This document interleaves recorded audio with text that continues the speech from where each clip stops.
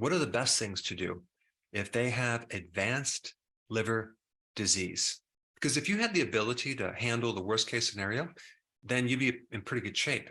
Because most people don't have the end stage liver disease. They have some type of stage that's before that. As you may already know, the liver goes through stages. It may start off in an inflamed state and then go into the fatty stage, and then cirrhotic stage, which is scar tissue. Or you can start with a fatty liver, which then produces more inflammation and then turns into cirrhosis. Now, typically, on average, it takes like 10 years to go from a fatty liver all the way into cirrhosis, right? And during that process, many times it's silent. You just one day end up with this serious problem that gave you no clues. Now, you may have some fatigue, weakness, things like that, but you may not identify or connect the dots. And I'm including in that category all the people with a fatty liver. I mean, just think about if you take a look at your toes right now and you're standing up and you can't see your toes because your belly is in the way. We know your liver is fatty because the fat around the organs in the abdominal area is a spill off from the liver being too fatty. I mean, just think about how many people actually have belly fat. I mean, it's very, very high. So this video definitely includes anyone with belly fat as well. Here's the thing. The liver is very robust. It's one of the only organs that can completely regenerate, but it does take time. It could take 3 years or longer. If you have too much scar tissue in the liver because you have cirrhosis, there is a point of no return. You have to get on the waiting list for a new liver. And unfortunately, it's a very long list. That being said, there's not a lot of studies in this area. I want to talk about what I would do if I had advanced cirrhosis of the liver and I was on the transplant list. What would I do? Okay, that's what I'm going to talk about because that's like the worst case scenario. The doctor says it's permanent. There's no chance of reversing this. Well, let's talk about it because there's actually 6 things that I want to discuss.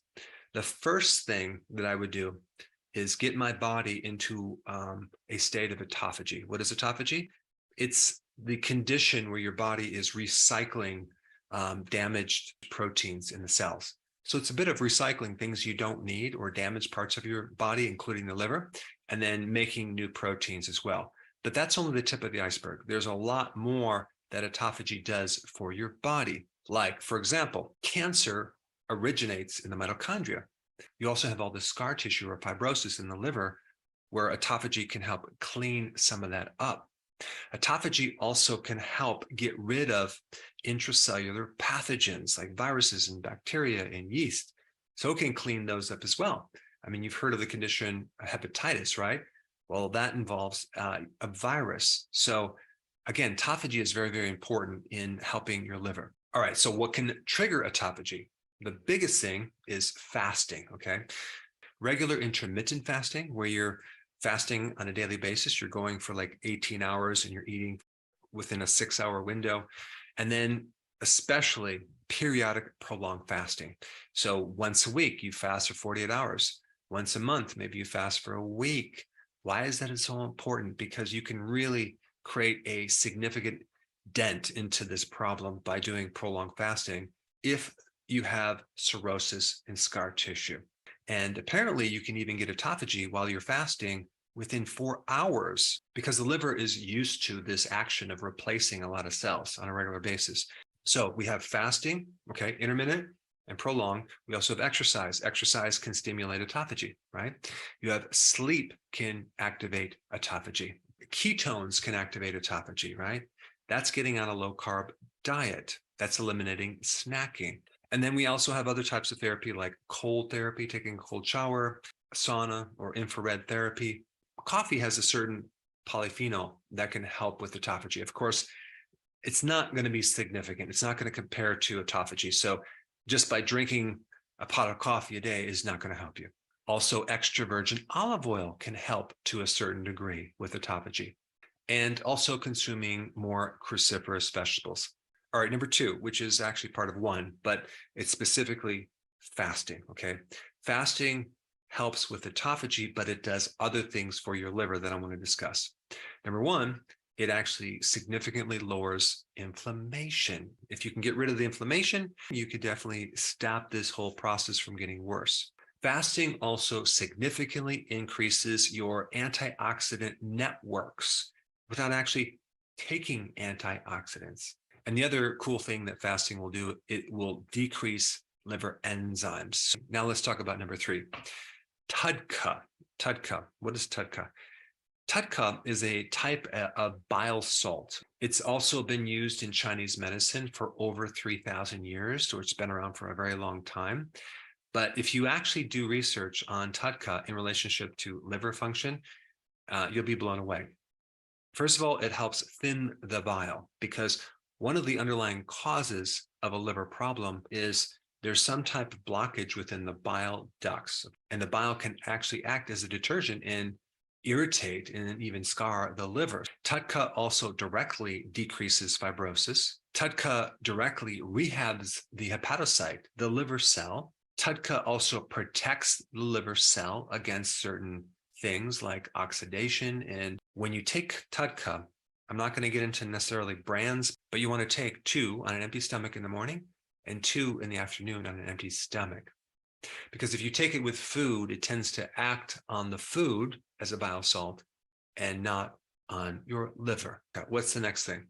Well, you want to induce or trigger phase 1, phase 2 detoxification. This phenomena or enzyme process occurs in your liver where you're turning poisons into harmless particles, okay? So it's converting these fat-soluble chemicals into harmless water-soluble chemicals that get released through the bile ducts and other ways. And so when the liver gets damaged, you don't have this process working at full throttle, and that can back things up, especially poisons, since the liver is constantly breaking down poisons and protecting you, like in sulfur-rich vegetables, like in cruciferous, broccoli, Brussels sprouts, cabbage, arugula, radish, things like that.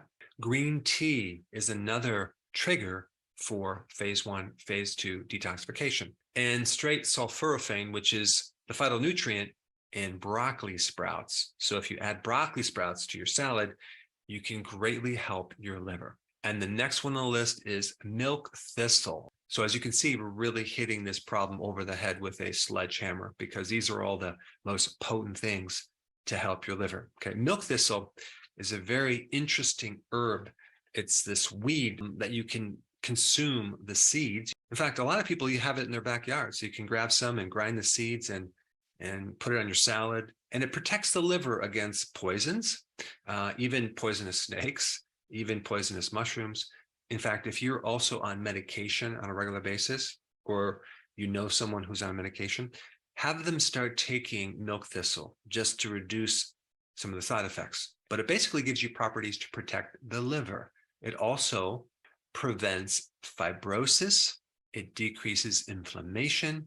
It helps neutralize toxins. It helps decrease liver enzymes, and it regenerates hepatocytes, liver cells. So as you can see, it does a lot. It can also help protect the liver against medication, too much caffeine, alcohol, Tylenol, lots of medications. And the last thing is tocotrienols. Now, what is tocotrienols? It's a type of vitamin E. Anytime you have scar tissue or fibrosis, vitamin E, especially tocotrienols, is a great thing to help break up scar tissue. So that's why I included it on the list. Also, it's a very powerful antioxidant to protect against free radical damage, inflammation, and the things that lead to fibrosis. So the 2 things that tocotrienols will do is decrease inflammation and decrease the risk of fibrosis. And if you're going to get tocotrienol, I would make sure you get it as a standalone complex, not added with the tocopherols, because they tend to compete. High iron in your blood can create inflammation and cirrhosis. You also have a situation where you have blockage in your bile ducts, which can back up into the liver and create a lot of liver problems, including gallstones and many other issues, as well as your own immune system, where you have liver antibodies that are attacking your own liver. And I put that video up right here. Check it out.